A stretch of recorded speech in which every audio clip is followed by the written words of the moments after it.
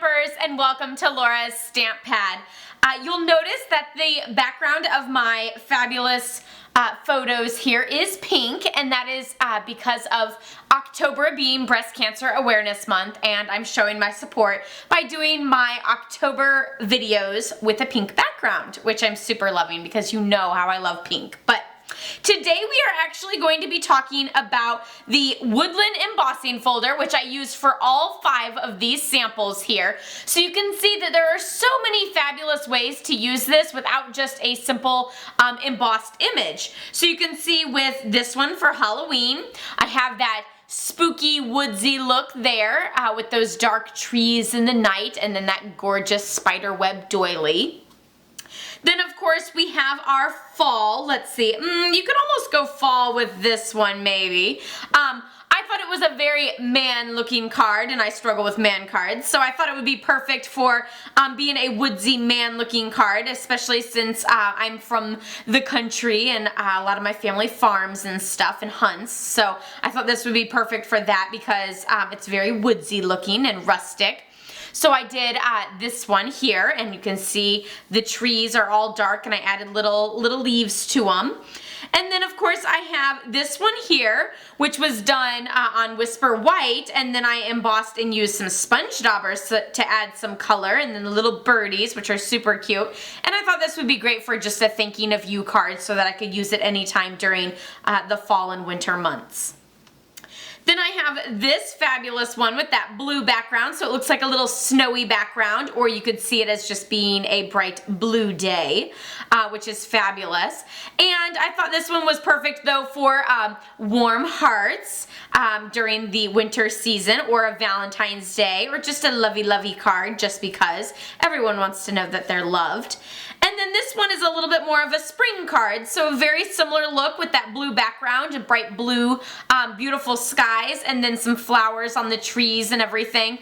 So a little spring light pastel colors, so into spring as well. So you could use this wood grain embossing folder for lots of different occasions and holidays throughout the next upcoming months. So let me get started and show you the 3 different ways that I use the folder. I'm going to show you 2 today, and then I'm going to do a part 2 for next week that you'll see on how to do the 3rd way to use it. So today I'm actually going to show you how I did this one and got those brown trees there, and you'll actually notice, and I'll show you even more once I show you how I did it, you'll notice it's actually debossed. The embossing actually goes in rather than being popped up. So instead of it being, you know, raised up, it's actually like laid in, except, you know, the trees still have that popped, let's see, you can see a little bit better here. They do have those little ridges there, so those are still kind of feel like they're popped up,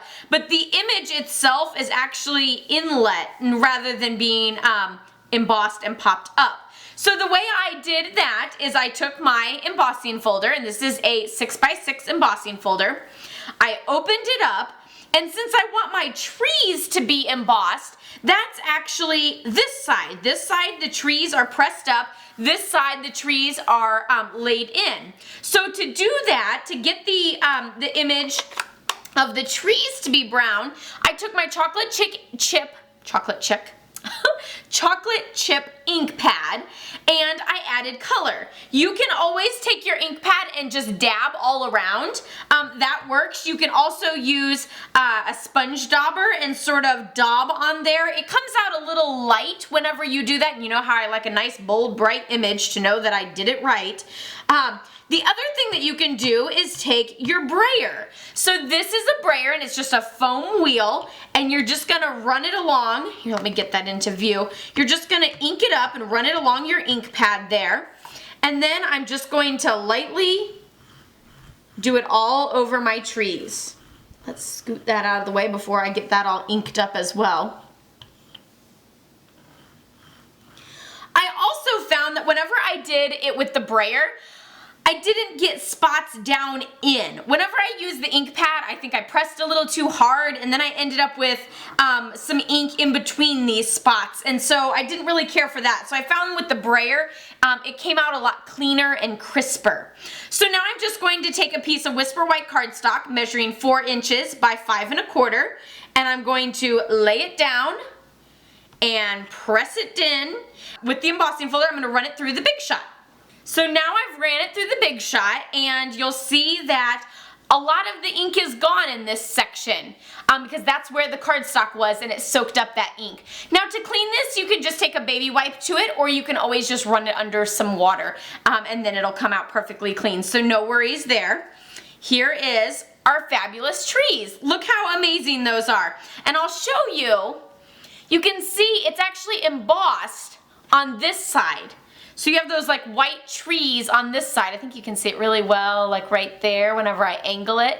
And so that's why I said this is actually debossed, because it's pressed in on this side.